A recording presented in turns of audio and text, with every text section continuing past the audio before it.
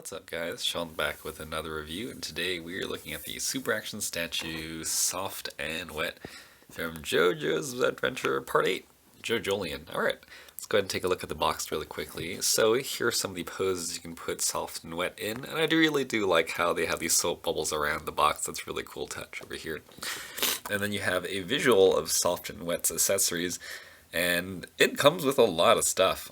So it actually comes with 4 heads in total, which we'll take a closer look at in a second. To be honest, not really sure what the difference is between these two. Comes with a display stand, and Soft and Wet actually comes with 2 sets of identical hands. The only difference is that they're painted slightly differently on the fingers themselves though. But here is some of the box art over here. The box window, and the other side, as well as the top and bottom. Alright, cool. So let's go ahead and take a look at the accessories. Alright, so Soft and Wet comes with 2 sets of hands over here though. One has the fingers painted and sculpted to resemble kind of like, I guess, metallic piping, whereas the other one just has the hands in a single color, so we'll just do one on each side. But to begin with, let's go ahead and take a look at the front and back though. You can see that the hands have these studs in the knuckles over here, as well as this little shield guard here. But to start off, Soft and Wet does come with a pair of fists. Soft and Wet comes with a pair of relaxed hands. He comes with a pair of straight finger hands. Soft and Wet also comes with this stylized pointing hand over here. So this one, it's supposed to be for the pose where he sticks his finger out and creates a bubble, which is a really cool hand. I really like it. I wish they gave him one for both sides, but this hand does come in both styles over here, with the tubing fingers as well as just the normal white fingers. So that does it for all of Soft and Wet's hands. Let's go ahead and take a look at a couple of other accessories, which are the heads. So first off, Soft and Wet comes with this other head, and to be honest, I don't think I know what the difference is. Aside from the eyes being darker and these horns on the side being darker, I don't really see much of a difference though. So he does come with this head. I don't know why, but he does. And then Soft and Wet also comes with this head. And this one luckily is a bit more obvious though. So I believe the line in the middle is even a different color over here. I think it's more pink than purple. And then he has these pink horns on the sides over here. So that's pretty cool. And finally, Soft and Wet also comes with this head over here, and if I recall, this was the original design for Soft and Wet when Jojolian was first revealed. So interestingly enough, Josuke and Soft and Wet's figures came out when there were only maybe 10 chapters out in Jojolian, so very early. And so this was the original design teased by Rocky when, or even before the entire stand was revealed. So it's a little different over here. It's got these holes in its head. But overall, I do like the look of the head sculpts in general, though. I really like that there's a star at the top here, and I like the white, purple, and yellow scheme overall, though. And there is some nice shading, and it is pearlescent and shiny. So that does it for all of Soft and Wet's accessories. And I forgot to point out over here, though, it looks like that there is a little bit of a gap down here, so that's kind of nice. The line ends right before the face ends, so you kind of have these like teeth over here sticking out here. That's cool. It's a nice effect. But yeah, that does it for the accessories though. Let's go ahead and take a look at Soft and Wet's articulation. Alright, so Soft and Wet's head comes on that hinged joint over here, so you do get rotation, the full rotation. The sculpt doesn't hinder. Here's the head going back with only the hinge, and here's it going forward. And then at the neck, you do have a single joint over here, so you do get a bit of rotation over here, and then when combined, here it is going forward. Not much going back, thanks to the head permanently being kind of like jutted out like that, though, or the neck, I should say. And then the shoulders, they are on just a regular socket, so you can get them to spin and move around a little bit over here, kind of pose it however you'd like. I'm just going to keep it like this for now. And then the shoulders, you actually have a butterfly joint over here, which is nice. Mine's a little loose, but it is there.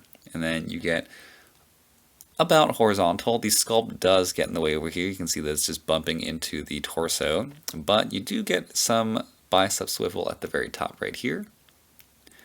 And you do get rotation with the shoulder pad getting in the way, though. And then you also have less than 90 degrees for the elbow, which is really unfortunate. Something that I really like about figures, or really want in my figures, is really good elbow articulation, so it's a bummer that Soft and Wet does not have it, thanks to the sculpt coming up so far. And then for the wrist, though, you do get the rotation as well as the hinge. There's nothing getting in the way there, so that's pretty nice. For the abs, you only have a single joint right here. I believe it's just a socket, but you get a little bit of movement over here. You're not going to get that much going forward, not that much going backward, but you do get the full rotation over here. And then for the skirt, or hips I should say, you do have these two side pieces over here that are on the same joints as the shoulders, so you can get them to move around a little bit, but they will get in the way. Here is Soft and Wet's stance splits going out as far as possible. And then the legs going forward, even though it looks like there shouldn't be anything in the way, the sculpt does get in the way thanks to it coming up in front like that. Here it is going backwards though, there's nothing in the way, so it goes out pretty easily. And then you can get it to move farther forward with the thigh swivel that it has, but you can move it to the side if you want, and then move it up like this. And then you can also get it to swivel at the knee, which we'll just take a look at now. But the knee comes with a hinge over here as well, so you can swivel it. And speaking of knees, the knee only goes about 45, thanks to the pipes over here that do get in the way. Oddly enough, the knee goes forward quite a lot, so it actually goes forward more than it goes back, which is kind of a bummer, really. And then going backwards, you have the ankles going about this far, which is pretty good. Not that much going forward thanks to the sculpt. You do have a toe hinge. Mine is frozen right now, but it is there. You can see that it's cut out. And then for the ankle pivot, you get about this much, so not bad. Overall, Soft and Wet's articulation is not the best thanks to the appearance. So I personally like Soft and Wet's design, and I do find it interesting that he has these pipes on his joints, but they really do get in the way of the articulation. And for fun, and in honor of one of my favorite reviewers, the late Glenn Webb, here is Soft and Wet's widest stance possible with both feet flat on the ground. Alright, so that does it for the articulation. Let's go ahead and take a closer look at some of the finer details of Soft and Wet. Okay, so Soft and Wet stands about, let's see, about 16.5 centimeters, which comes out to be roughly 6.5 inches. So pretty standard height for stands for super action statues. Here is Soft and Wet next to his user, Jojo and Josuke, and here is Soft and Wet next to Diamond is Unbreakable Josuke. And I really have to say, it's interesting. I like that the figure design is kind of thin, but that the body or torso is V-shaped, so it does give him like a little bit of weight, and I do like that he kind of towers over both characters though. So that's really cool. So that does it for the height, size though, just to give you an idea. And the overall paint and sculpt of this character, I would say, is very nice. It is a very, well, it's not a simple design, but the paint scheme overall is not that complicated.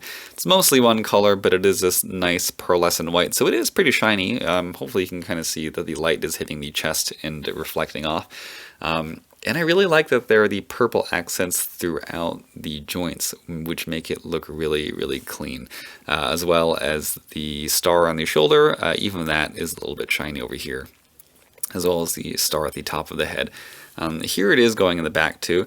And man, I really like how there is this, I personally like the sailor motif. So I find the anchor a pretty cool design, and I like how it is sculpted and it is recessed in there. And then there is the sculpted lines inside as well. And even in the butterfly joint, let me see if I can show you, I like that it's mechanical inside. So it's cool. It's got this, I don't know, it's not organic, and it definitely feels like machine. I guess he's kind of like a plumber, or I don't know, so he's like made out of pipes. And that type of design is carried out into the hips as well.